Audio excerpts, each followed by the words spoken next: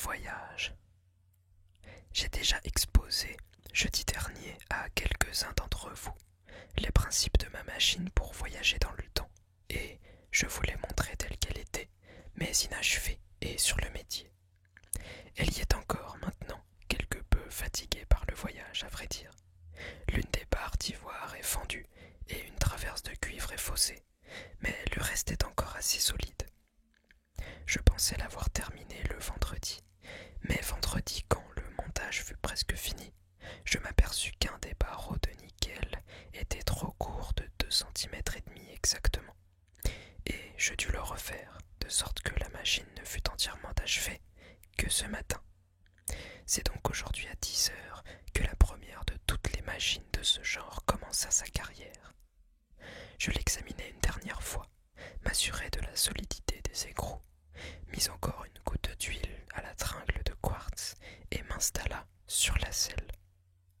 Je suppose que celui qui va se suicider et qui tient contre son crâne un pistolet doit éprouver le même sentiment que j'éprouvais alors de curiosité pour ce qui va se passer immédiatement après.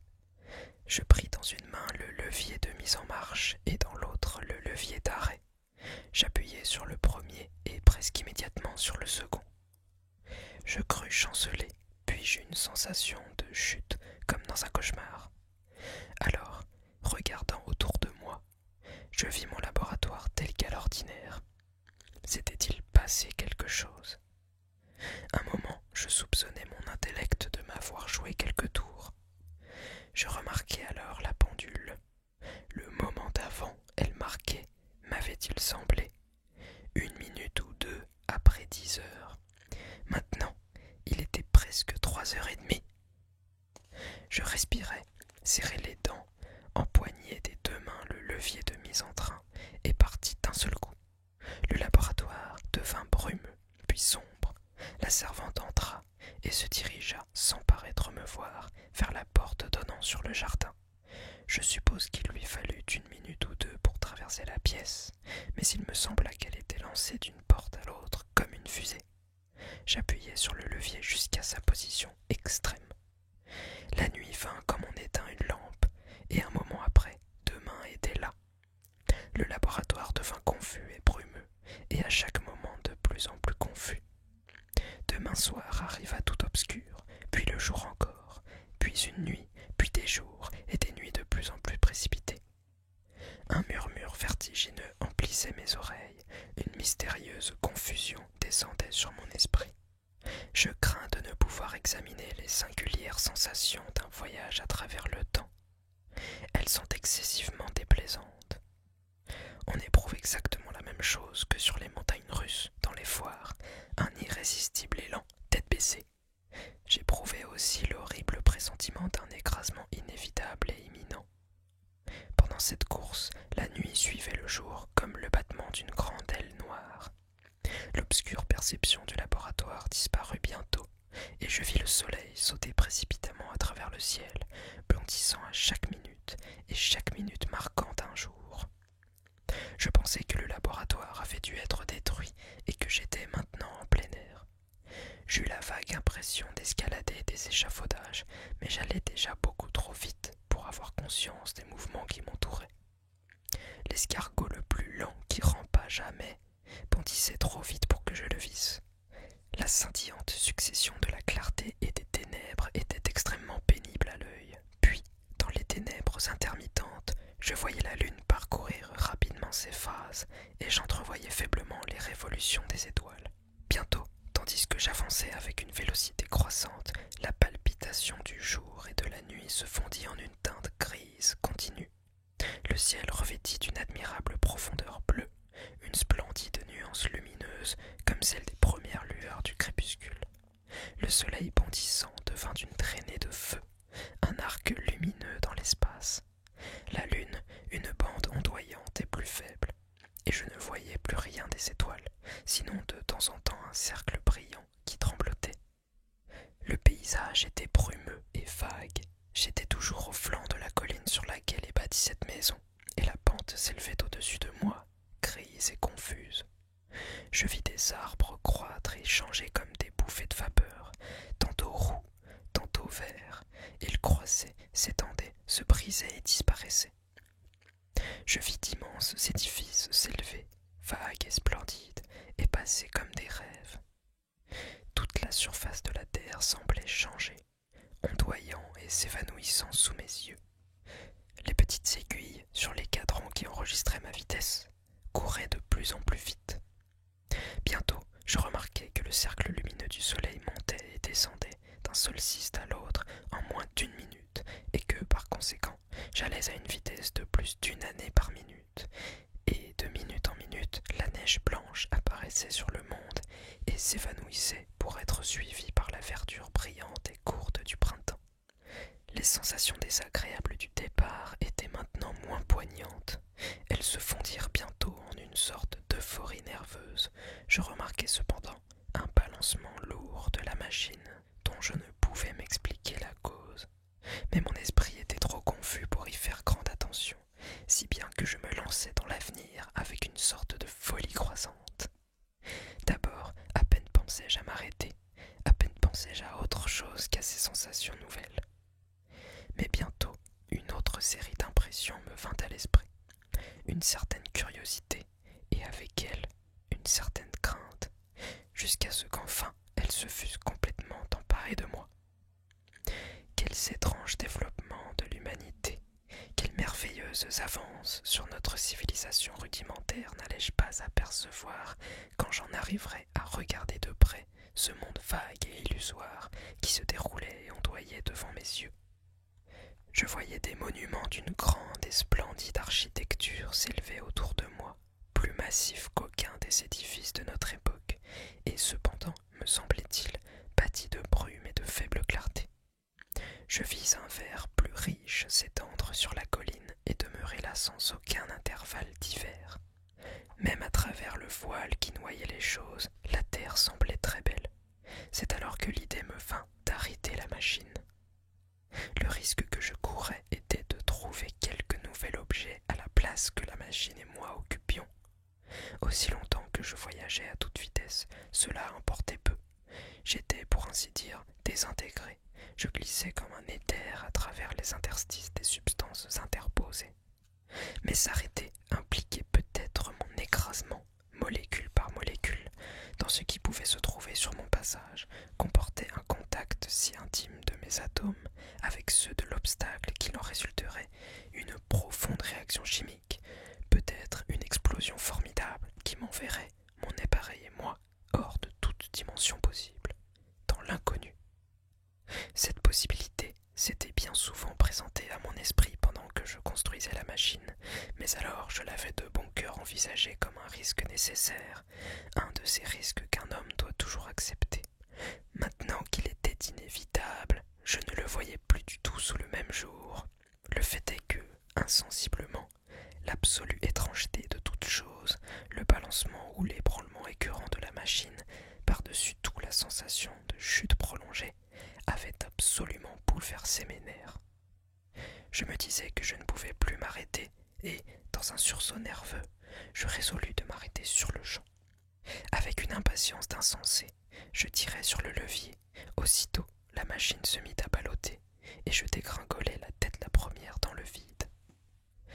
Il y eut un bruit de tonnerre dans mes oreilles. Je dus rester étourdi un moment. Une grêle impitoyable sifflait autour de moi et je me trouvai assis sur un sol mou devant la machine renversée. Toute chose me paraissait encore grise, mais je remarquai bientôt que le bruit confus dans mes oreilles s'était tu. Je regardai autour de moi. J'étais sur ce qui pouvait sembler une petite pelouse dans un jardin, entouré de massifs de rhododendrons dont les pétales mauves et pourpres tombaient en pluie sous les volets de grêlons. La grêle dansante et rebondissante s'abattait sur la machine et descendait sur le sol comme une fumée. En un instant, je fus trempé jusqu'aux os. Excellente hospitalité, dis-je, envers un homme qui vient de parcourir d'innombrables années pour vous voir. Enfin, je songeais qu'il était stupide de se laisser tremper. Je me levai et je cherchai des yeux où me réfugier. Une figure colossale, taillée apparemment dans quelques pierres blanches, apparaissait incertaine au-delà des rhododendrons, à travers l'averse brumeuse. Mais le reste du monde était invisible. Il serait malaisé de décrire mes sensations. Comme la grêle s'éclaircissait, j'aperçus plus distinctement la figure blanche. Elle devait être fort grande, car un bouleau ne lui allait qu'à l'épaule. Elle était de marbre blanc et rappelait par sa forme quelques sphinx ailés, mais les ailes, au lieu d'être repliées verticalement, étaient étendues de sorte qu'elles semblaient planer. Le piédestal, me sembla-t-il, était de bronze et couvert d'une épaisse couche de fer de gris. Il se trouva que la face était de mon côté, les yeux sans regard paraissaient mes pieds. Il y avait sur les lèvres l'ombre affaiblie d'un sourire. L'ensemble était détérioré par les intempéries et donnait l'idée désagréable d'être rongé par une maladie. Je restai là à l'examiner pendant un certain temps, une demi-minute peut-être ou une demi-heure. Elle semblait reculer ou avancer, suivant que la grêle tombait entre elle et moi plus ou moins dense. À la fin, je détournai mes yeux et je vis que les nuages s'éclaircissaient et que le ciel s'éclairait de la promesse du soleil. Je reportai mes yeux vers la forme blanche accroupie, et toute la témérité de mon voyage m'apparut subitement. Qu'allait-il survenir lorsque le rideau brumeux qui m'avait dissimulé jusque-là serait entièrement dissipé? Qu'avait-il pu arriver aux hommes? Que faire si la cruauté était devenue une passion commune? Que faire si, dans cet intervalle, la race avait perdu son humanité et s'était développée dans la malfaisance, la haine et une volonté farouche de puissance? Je pourrais sembler quelque animal sauvage du vieux monde, d'autant plus horrible et dégoûtant que j'avais déjà leur conformation. Un être mauvais qu'il fallait immédiatement supprimer. Déjà, j'apercevais d'autres vastes formes, d'immenses édifices avec des parapets compliqués et de hautes colonnes au flanc d'une colline boisée qui descendait doucement jusqu'à moi à travers l'orage apaisé. Je fus saisi d'une terreur panique. Je courus éperdument jusqu'à la machine et fis de violents efforts pour la remettre debout. Pendant ce temps, les rayons du soleil percèrent l'amoncellement des nuages. La pluie torrentielle passa et s'évanouit comme le vêtement traînant d'un fantôme. Au-dessus de moi, dans le bleu intense du ciel d'été, quelques légers et sombres lambeaux de nuages tourbillonnaient en se désagrégeant. Les grands édifices qui m'entouraient s'élevaient clairs et distincts, brillant sous l'éclat de l'averse récente et ressortant en blanc avec des grêlons non fondus, amoncelés au long de leurs assises. Je me sentais comme nu dans un monde étrange. J'éprouvais ce que, peut-être, ressent l'oiseau dans l'air clair lorsqu'il sait que le vautour plane et va s'abattre sur lui. Ma peur devenait de la frénésie. Je respirais fortement, serrais les dents et enfin aux prises furieusement des poignets et des genoux avec la machine. À mon effort désespéré, elle céda et se redressa en venant me frapper violemment au menton.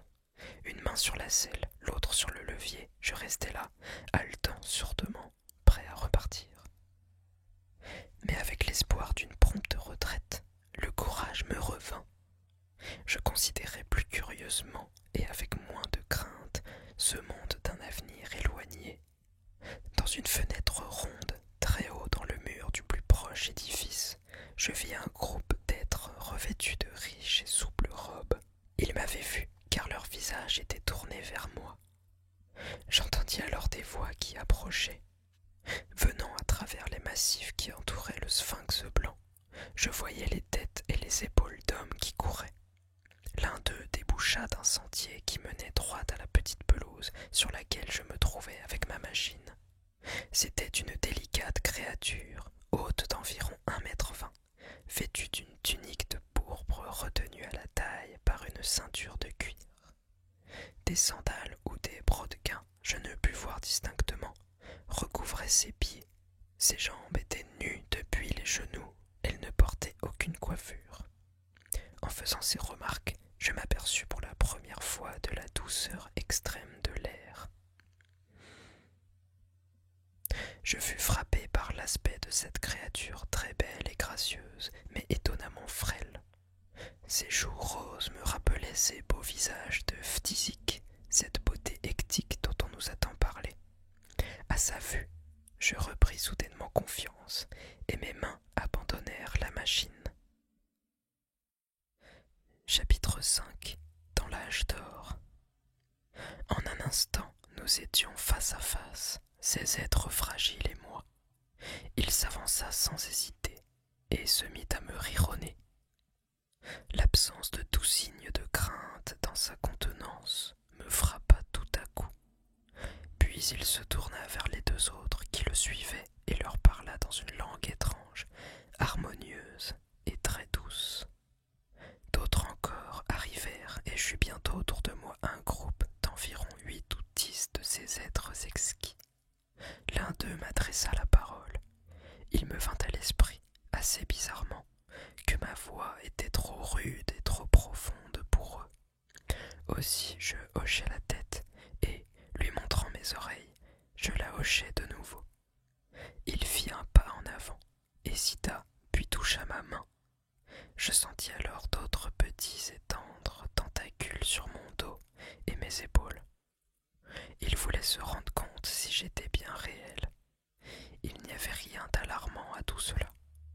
De fait, il y avait dans les manières de ces jolis petits êtres quelque chose qui inspirait la confiance, une gracieuse gentillesse, une certaine aisance puérile. Et d'ailleurs, il paraissait si frêle que je me figurais pouvoir renverser le groupe entier comme un jeu de quilles. Mais je fis un brusque mouvement pour les prévenir lorsque je vis leurs petites mains roses tâter la machine. Heureusement, et alors qu'il n'était pas trop tard, j'aperçus un danger auquel jusqu'alors je n'avais pas pensé. J'atteignis les barres de la machine, je dévissai les petits leviers qui l'auraient mis en mouvement, et je les mis dans ma poche. Puis, je cherchai à nouveau ce qu'il y aurait à faire pour communiquer avec mes hôtes. Alors, examinant de plus près leurs traits, j'aperçus de nouvelles particularités dans leur genre de joliesse de porcelaine de Saxe.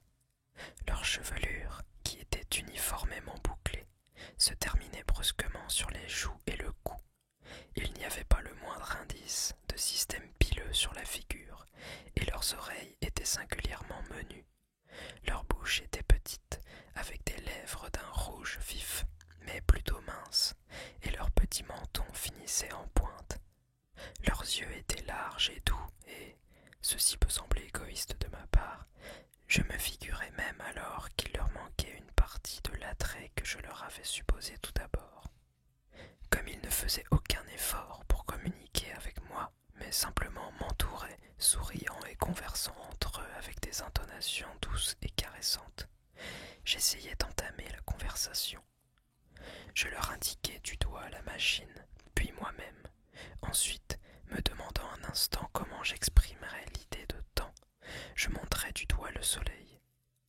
Aussitôt un gracieux et joli petit être, vêtu d'une étoffe bigarrée de pourpre et de blanc, suivit mon geste et, à mon grand étonnement, imita le bruit du tonnerre. Un instant je fus stupéfait, encore que la signification de son geste m'apparut suffisamment claire. Une question s'était posée subitement à moi. Est-ce que ces êtres étaient fous? Vous pouvez difficilement vous figurer comment cette idée me vint. Vous savez que j'ai toujours cru que les gens qui vivront en l'année 802 000 et quelques nous auraient surpassés d'une façon incroyable, en sciences, en art et en toutes choses. Et voilà que l'un d'eux me posait tout à coup une question qui le plaçait au niveau intellectuel d'un enfant de 5 ans. L'un d'eux qui me demandait, en fait, si j'étais venu du soleil avec l'orage. Cela gâta l'opinion que je m'étais faite d'eux d'après leurs vêtements, leurs membres frêles et légers, et leurs traits fragiles. Je fus fortement déçu. Pendant un moment, je crus que j'avais inutilement inventé la machine du temps. J'inclinai la tête, indiquai de nouveau le soleil, et parvins à imiter si parfaitement un coup de tonnerre qu'ils en tressaillirent. Ils reculèrent tous de quelques pas et s'inclinèrent. Alors l'un d'eux s'avança en riant vers moi, portant une guirlande de fleurs magnifiques et entièrement nouvelle pour moi, et il me la passa autour du cou. Son geste fut accueilli par un mélodieux applaudissement, et bientôt ils se mirent tous à courir de ci, de là, en cueillant des fleurs et en me les jetant avec des rires, jusqu'à ce que je fusse littéralement étouffé sous le flot. Vous qui n'avez jamais rien vu de semblable, vous ne pouvez guère vous imaginer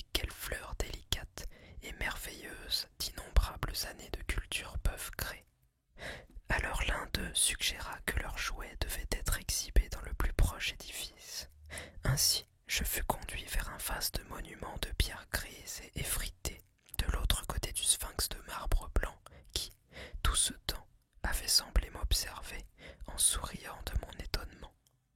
Tandis que je les suivais, le souvenir de mes confiantes prévisions d'une postérité profondément grave et intellectuelle me revint à l'esprit et me divertit fort.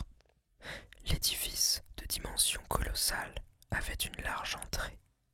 J'étais naturellement tout occupé de la foule croissante des petits êtres et des grands portails ouverts qui payaient devant moi, obscurs et mystérieux.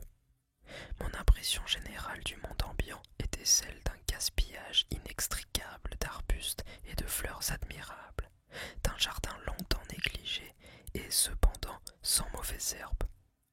Je vis un grand nombre d'étranges fleurs blanches en longs épis, avec des pétales de cire de près de 40 centimètres. Elles croissaient, éparses comme sauvages, parmi les arbustes variés, mais, comme je l'ai dit, je ne pus les examiner attentivement cette fois-là. La machine fut abandonnée sur la pelouse parmi les rhododendrons. L'arche de l'entrée était richement sculptée, mais je ne pus naturellement pas observer de très près les sculptures, encore que j'ai cru apercevoir, en passant, divers motifs d'antiques décorations phéniciennes, frappés de les voir si usés et mutilés. Je rencontrai sur le seuil du porche plusieurs êtres plus brillamment vêtus, et nous entrâmes ainsi, moi habillé des ternes habits du XIXe siècle, d'aspect grotesque, entouré de cette masse tourbillonnante de robes aux nuances brillantes et douces, et de membres délicats et blancs, dans un bruit confus de rires et d'exclamations joyeuses. Le grand portail menait dans une salle relativement vaste, tendue d'étoffes sombres. Le plafond était dans l'obscurité, et les fenêtres, garnies en partie de vitraux de couleur, laissaient pénétrer une lumière délicate. Le sol était formé de grands blocs d'un métal très blanc et dur, ni plaques, ni dalles, mais des blocs. Et il était si usé par les pas, pensais-je, d'innombrables générations, que les passages les plus fréquentés étaient profondément creusés. Perpendiculaires à la longueur, il y avait une multitude de tables de pierre polie, hautes peut-être de 40 centimètres, sur lesquelles s'entassaient des fruits. J'en reconnus quelques-uns comme des espèces de framboises et d'oranges hypertrophiées, mais la plupart me paraissaient étranges. Entre les tables, les passages étaient jonchés de coussins sur lesquels s'assirent mes conducteurs en me faisant signe d'en faire autant. En une agréable absence de cérémonie, ils commencèrent à manger des fruits avec leurs mains, en jetant les pelures, les queues et tout leur reste dans des ouvertures rondes pratiquées sur les côtés des tables. Je ne fus pas long à suivre leur exemple, car j'avais faim et soif, et en mangeant je pus à loisir examiner la salle. La chose qui peut-être me frappa le plus fut son délabrement. Les vitraux, représentant des dessins géométriques, étaient brisés en maints endroits. Les rideaux qui cachaient l'extrémité inférieure de la salle étaient couverts de poussière, et je vis aussi que le coin de la table de marbre sur laquelle je mangeais était cassé. Néanmoins, l'effet général restait extrêmement riche et pittoresque. Il y avait environ 200 de ces êtres dînant dans la salle, et la plupart d'entre eux, qui étaient venus s'asseoir aussi près de moi qu'ils avaient pu, m'observaient avec intérêt, les yeux brillants de plaisir, et mangeant leurs fruits. Tous étaient vêtus de la même étoffe soyeuse, douce et cependant solide. Les fruits, d'ailleurs, composaient exclusivement leur nourriture. Ces gens d'un si lointain avenir étaient de stricts végétariens, et tant que je fus avec eux, malgré mes envies de viande, il me fallut aussi être frugivore. À vrai dire, je m'aperçus peu après que les chevaux, le bétail, les moutons, les chiens avaient rejoint l'ichthyosaure parmi les espèces disparues. Mais les fruits étaient délicieux, l'un d'eux en particulier, qui parut être de saison tant que je fus là, à la chair farineuse dans une cosse triangulaire, était remarquablement bon et j'en fis mon mets favori. Je fus d'abord assez embarrassé par ces fruits et ces fleurs étranges, mais plus tard je commençai à apprécier leur valeur. En voilà assez sur ce dîner frugal. Aussi je fus un peu restauré, je me décidai à tenter résolument d'apprendre tout ce que je pourrais du langage de mes nouveaux compagnons. C'était évidemment la première chose à faire. Les fruits même du repas me semblèrent convenir parfaitement pour une entrée en matière, et j'en pris un que j'élevai en essayant une série de sons et de gestes interrogatifs. J'éprouvais une difficulté considérable à faire comprendre mon intention. Tout d'abord, mes efforts ne rencontrèrent que des regards d'ébahissement ou des rires inextinguibles, mais tout à coup, une petite créature sembla saisir l'objet de ma mimique et répéta un nom. Ils durent babiller et s'expliquer fort longuement la chose entre eux, et mes premières tentatives d'imiter les sons exquis de leur doux langage parurent les amuser énormément, d'une façon dénuée de toute affection, encore qu'elle ne fût guère civile. Cependant, je me faisais l'effet d'un maître d'école au milieu de jeunes enfants, et je persistais si bien que je me trouvai bientôt en possession d'une vingtaine de mots au moins. Puis j'en arrivai au pronom démonstratif et même au verbe manger, mais ce fut long. Les petits êtres furent bientôt fatigués et éprouvèrent le besoin de fuir mes interrogations, de sorte que je résolus, par nécessité, de prendre mes leçons par petites doses quand cela leur conviendrait. Je m'aperçus vite que ce serait par très petites doses, car je n'ai jamais vu de gens plus indolents et plus facilement fatigués. Chapitre 6. Le crépuscule de l'humanité. Bientôt, je fis l'étrange découverte que mes petits hôtes ne s'intéressaient réellement à rien. Comme des enfants, ils s'approchaient de moi pleins d'empressement, avec des cris de surprise, mais, comme des enfants aussi, ils cessaient bien vite de m'examiner et s'éloignaient en quête de quelque autre bagatelle. Après le dîner et mes essais de conversation, je remarquai pour la première fois que tous ceux qui m'avaient entouré à mon arrivée étaient partis. Et de même, étrangement, j'arrivai à faire peu de cas de ces petits personnages. Ma faim et ma curiosité étant satisfaites, je retournai, en franchissant le porche, dehors à la clarté du soleil. Sans cesse, je rencontrais de nouveaux groupes de ces humains de l'avenir, et ils me suivaient à quelque distance, bavardaient et riaient à mon sujet. Puis, après m'avoir souri et fait quelques signaux amicaux, ils m'abandonnaient à mes réflexions. Quand je sortis du vaste édifice, le calme du soir descendait sur le monde, et la scène n'était plus éclairée que par les chaudes rougeurs du soleil couchant. Toute chose me paraissait bien confuse, tout était si différent du monde que je connaissais, même les fleurs. Le grand édifice que je venais de quitter était situé sur une pente qui descendait à un large fleuve, mais la Tamise s'était transportée à environ 1 mille de sa position actuelle. Je résolus de gravir à 1 mille et demi de là, le sommet de la colline, d'où je pourrais jeter un coup d'œil plus étendu sur cette partie de notre planète en l'an de grâce 802 701, car telle était, comme j'aurais dû le dire déjà, la date qu'indiquaient les petits cadrans de la machine. En avançant, j'étais attentif à toute impression qui eût pu, en quelque façon, m'expliquer la condition de splendeur ruinée dans laquelle je trouvais le monde, car tout avait l'apparence de ruine. Par exemple, il y avait à peu de distance, en montant la colline, un amas de blocs de granit reliés par des masses d'aluminium, un vaste labyrinthe de murs à pics et d'entassements écroulés, parmi lesquels croissaient d'épais buissons de très belles plantes en forme de pagode, des orties, semblait-il, mais au feuillage merveilleusement teinté de brun et ne pouvant piquer. C'étaient évidemment les restes abandonnés de quelques vastes constructions. C'était là que je devais avoir un peu plus tard une bien étrange expérience, premier indice d'une découverte encore plus étrange, mais je vous en entretiendrai en temps voulu. D'une terrasse où je me reposais un instant, je regardais dans toutes les directions, à une soudaine pensée qui m'était venue, et je n'aperçus nulle part de petites habitations. Apparemment, la maison familiale et peut-être la famille n'existaient plus. Ici et là, dans la verdure, s'élevaient des sortes de palais. Mais la maison isolée et le cottage, qui donnent une physionomie si caractéristique au paysage anglais,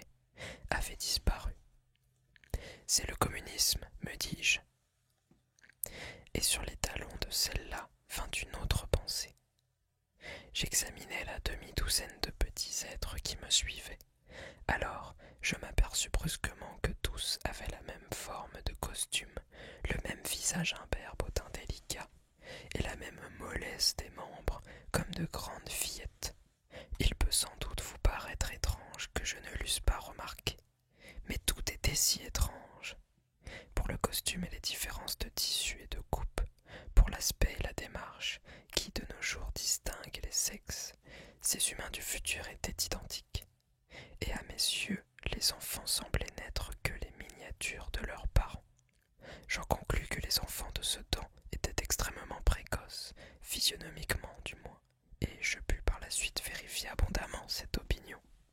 L'aisance et la sécurité où vivaient ces gens me faisaient admettre que cette étroite ressemblance des sexes était après tout ce à quoi l'on devait s'attendre, car la force de l'homme et la faiblesse de la femme, l'institution de la famille et les différenciations des occupations sont les simples nécessités combatives d'un âge de force physique.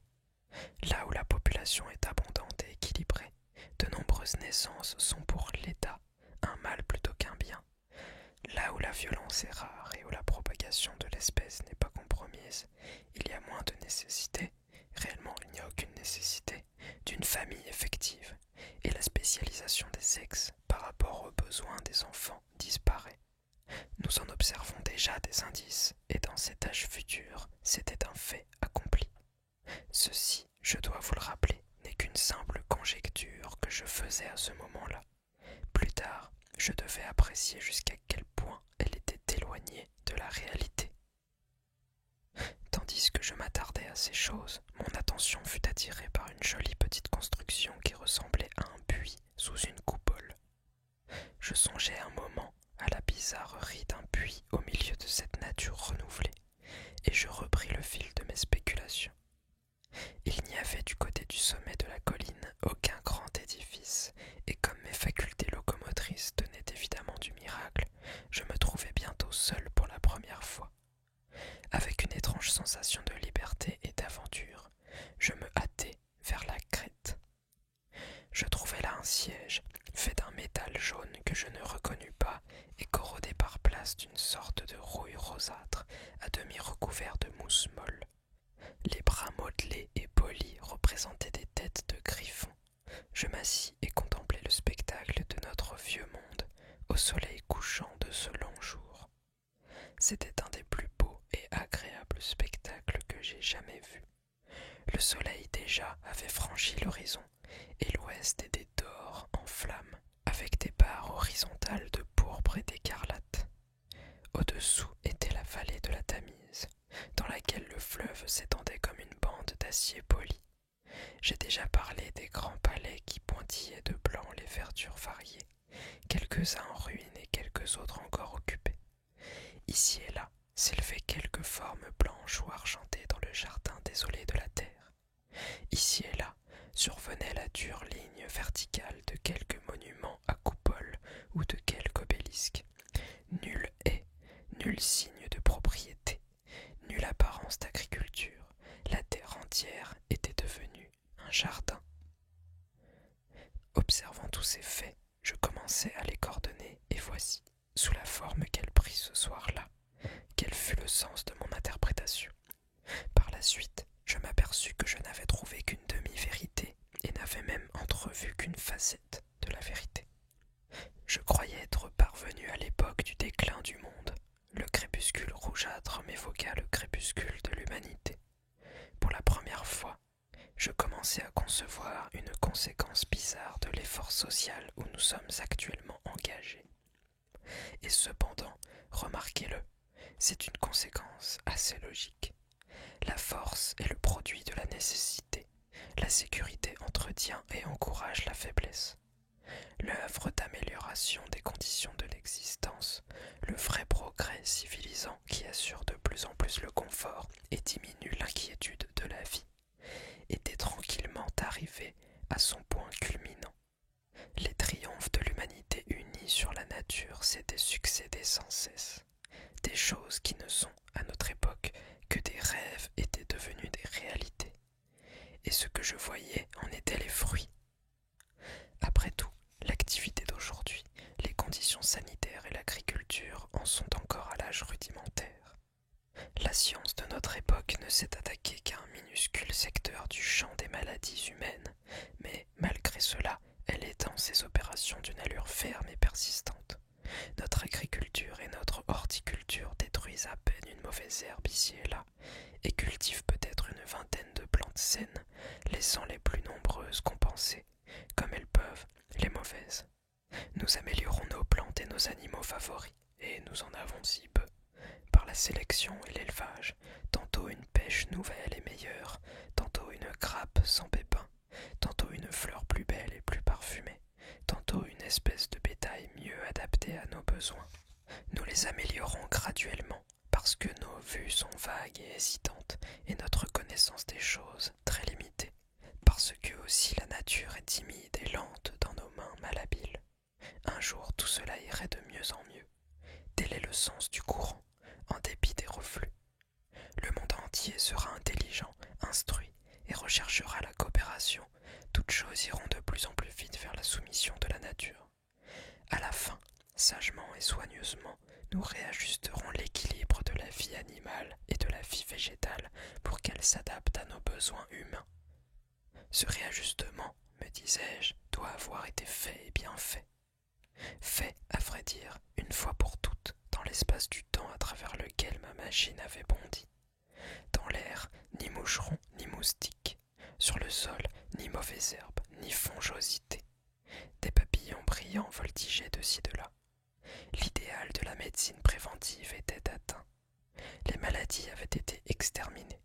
Je ne vis aucun indice de maladie contagieuse quelconque pendant tout mon séjour. Et j'aurais à vous dire plus tard que les processus de putréfaction et de corruption eux-mêmes avaient été profondément affectés par ces changements. Des triomphes sociaux avaient été obtenus.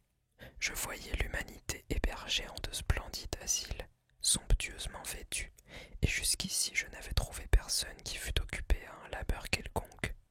Nul signe, nulle part, de lutte, de contestation sociale ou économique. La boutique, la réclame, le trafic, tout le commerce qui constitue la vie de notre monde n'existait plus. Il était naturel que, par cette soirée resplendissante, je saisisse avec empressement l'idée d'un paradis social. La difficulté que crée l'accroissement trop rapide de la population avait été surmontée et la population avait cessé de s'accroître. Mais avec ce changement des conditions viennent inévitablement les adaptations à ce changement, et à moins que la science biologique ne soit qu'un amas d'erreurs, quelles sont les causes de la vigueur et de l'intelligence humaine? Les difficultés et la liberté, conditions sous lesquelles les individus actifs, vigoureux et souples survivent, favorisent et récompensent l'alliance loyale des gens capables, l'empire sur soi-même, la patience, la décision, l'institution de la famille et les émotions qui en résultent, la jalousie féroce, la tendresse envers la progéniture, le dévouement du père et de la mère, tout cela trouve sa justification et son appui dans les dangers qui menacent les jeunes. Maintenant, où sont ces dangers? Un sentiment nouveau s'élève contre la jalousie conjugale, contre la maternité farouche, contre les passions de toutes sortes, choses maintenant inutiles qui nous entravent, survivance sauvage et discordante dans une vie agréable et raffinée.